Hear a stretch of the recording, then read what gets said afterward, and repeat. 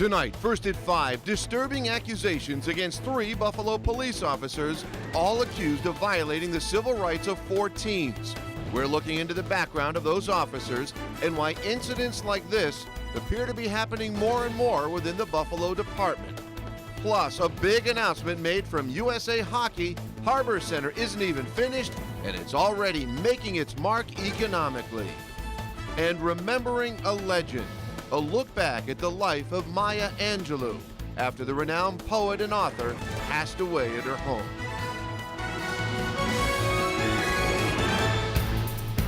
And our top story tonight, more trouble for the Buffalo Police Department after an arrest that happened 5 years ago. 3 officers have now been indicted and charged, accused of violating the civil rights of 4 young men. And good evening, everyone. I'm Scott Levin. And I'm Kelly Dudzik. 2 of those officers are on unpaid leave tonight. The other officer charged is retired. The announcement of their indictments was made at a press conference this morning by the U.S. Attorney, Buffalo Police Commissioner, and the FBI. And we have team coverage on several angles of this story tonight. Scott Brown is taking a closer look into the culture of the Buffalo Police Department, and we also have a local attorney in for analysis tonight. But we're going to begin with our Jeff Preval, who has more on what the 3 officers are accused of doing during an arrest back in 2009. The 3 Buffalo police officers are accused of using excessive force and conspiring to hurt 4 male teenage suspects during an arrest in May of 2009. The officers charged are retired Lieutenant Greg Kwiatkowski and current officers Joseph Wendell and Ray Krug, who's pictured here at a PBA open house. At the time of the arrest, the suspects were 17 and 18 years old. All 4 were the subject of victimization as alleged in count 5, which is a civil rights conspiracy. The 3 officers came into contact with the 4 teens on Treehaven Road. Kwiatkowski is accused of using excessive force on 3 of the suspects while they were under arrest. Krug and Wendell are accused of assaulting one of the boys by allegedly shooting him while under arrest with a BB gun that had been recovered from the arrested suspect's own automobile. Authorities won't elaborate on why the suspects were under arrest, but a police source says that one of the teens was shooting the BB gun at people, and that this is why police went to the scene. The indictment lastly accuses Kwiatkowski, Wendell, and Krug of continuing their use of excessive and unreasonable force once the 4 suspects got taken to the precinct house. And officers Krug and Wendell have both been suspended without pay. All the officers are looking at felonies. As for the alleged victims, well, they are okay. They didn't sustain various serious injuries. However, they did file civil suits. 2 of the alleged victims filed civil suits against the city. We'll have more on that coming up at 6 o'clock. Now, let's hear from Scott Brown. And Scott, you've been looking more into just the continued problems in history and culture within the Buffalo Police Department. That's right, Jeff. There have been 3 high-profile cases of alleged misconduct that's come up just in the past couple of weeks, and that certainly raises the question of whether there's a problem inside the culture of the Buffalo Police Department. Every department has a different culture. Culture's not easy to change. On the one hand, the FBI today applauded Commissioner Dan Dorenda for bringing corruption cases to the attention of the FBI and the U.S. Attorney's Office. On the other hand, though, it's clear that the agency believes the police department, led by Dorenda, needs to change its culture. So it's an enormous process. It's a difficult process. It's not an easy road, but it's the right road. And that's what the leadership challenge is. Others, though, weren't so quick to judge. 3 cases don't make a culture. Marty Floss heads the graduate program in criminal justice at Hilbert College.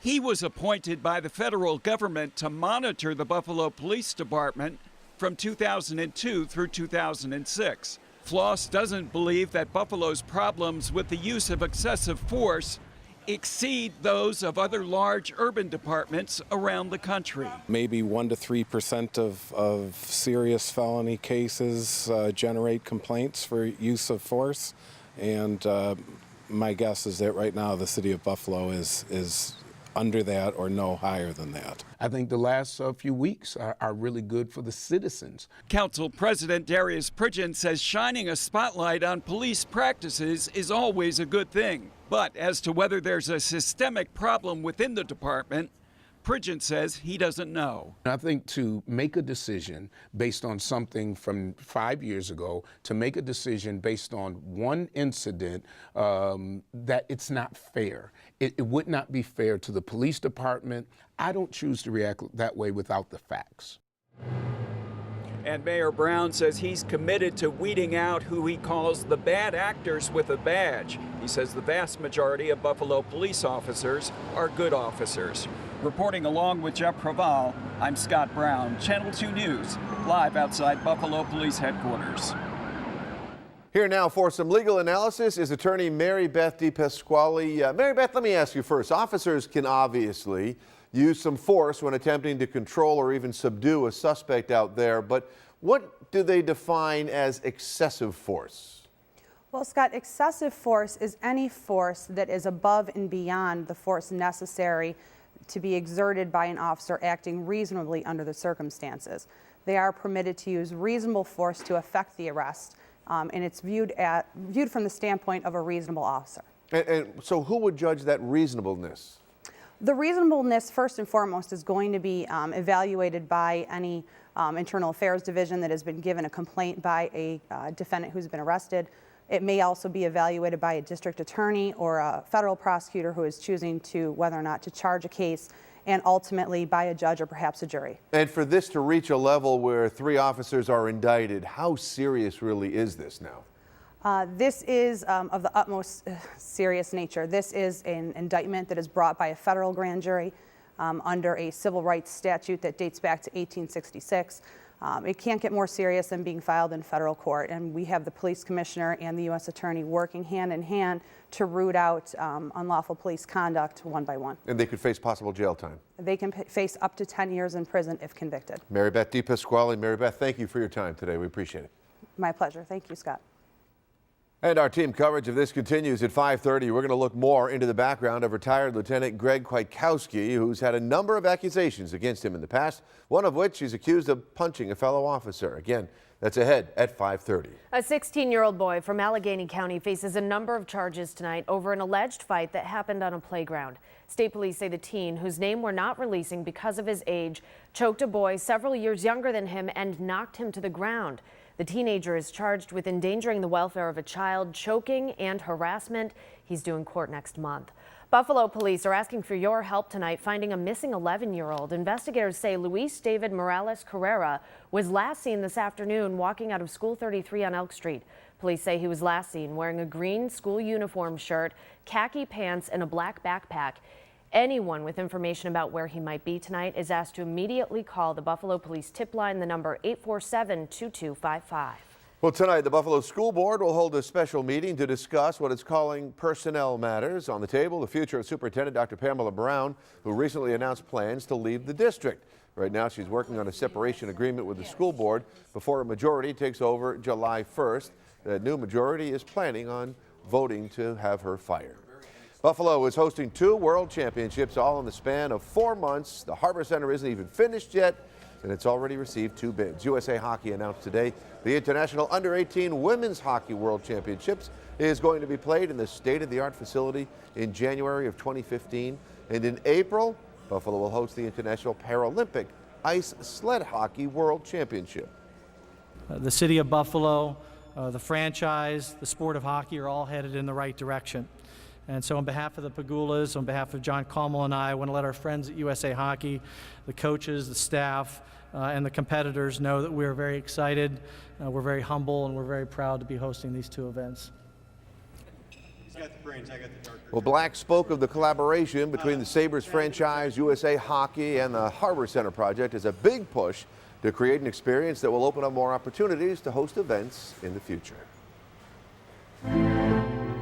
Tonight, people across the country are remembering a renowned poet and author.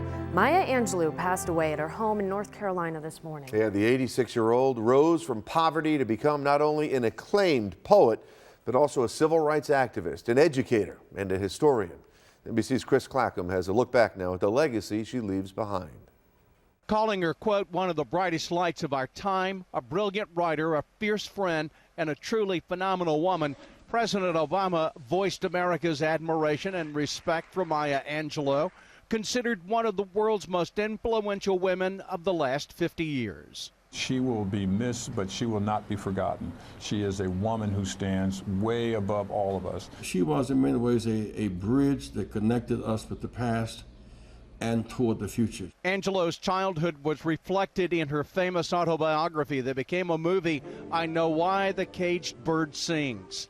It detailed a life marred with the vicious racial discrimination of the South at that time. Among her accomplishments, Pulitzer Prize nominations, 3 Grammys, more than 30 honorary degrees, and the Presidential Medal of Freedom, plus a request to compose a poem for President Clinton's inauguration in 1993. Come, you may stand upon my back and face your distant destiny, but seek no haven in my shadow. Today, in her passing, President Clinton praised Angelou, saying, quote, America has lost a national treasure. Despite her failing health, Angelou frequently turned to social media in recent months to post her thoughts. Her last tweet, sent Friday, sums up her inspirational mind. Listen to yourself, and in that quietude, you might hear the voice of God. Chris Clackham, NBC News, Winston-Salem, North Carolina. Chris, thanks. And we have continuing coverage on Maya Angelou's life on WGRZ.com. Just click on the Nation Now tab. Still ahead tonight at 5, why door-to-door mail delivery could soon be a thing of the past for millions of homes and businesses all across the country. But first, how former Patriots player Aaron Hernandez responded in court today after being charged in a double murder, and why prosecutors say they think he carried out the killing. And new at 5:30, officials at the Buffalo VA pledged to make good after failing to arrange follow-up care for a veteran. We are following up to see if they kept their promise. Kevin. Well, Scott, you know what day it is today. A lot of people already making plans for the upcoming weekend. And take a look at Western New York tonight. We've got a lot of clouds now, but we won't be seeing a lot of those over the next few days. Your full 7-day forecast coming up in just 7 minutes.